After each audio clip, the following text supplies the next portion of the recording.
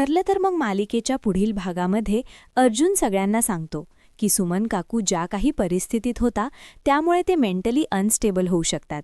त्याचमुळे त्यांना पण जुन्या गोष्टी आठवण्यावर फोर्स करू शकत नाही. त्याचमुळे जुन्या गोष्टी आठवून त्यांना मेंटली त्रास होतोय. तर इकडे घरात कल्पना आता भांडे चेक करू लागते, तर त्यांच्यात जेवण नसतं. कल्पना विचार करते की सायली तर बोलली होती की ती जेवण बनवून गेली आहे.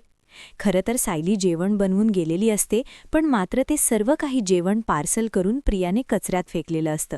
म्हणजे सायलीला उकच बोलणं ऐकायला भेटलं.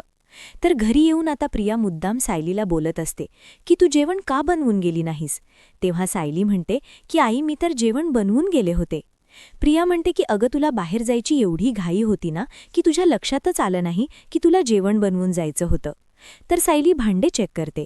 तेव्हा तिला कळतं की इथे तर जेवणच नाहीये. प्रिया म्हणते की तू तिथे काय चेक करतेस, आम्ही सांगतोय ना की तू जेवण बनवून गेलेली नाहीयेस. सायली आता रागातच म्हणते की प्रिया तू तुझं तोंड बंद कर, मी स्वयंपाक करून गेले होते. त्यानंतर काय माहिती इथे भूत आलं होतं की चेटकी.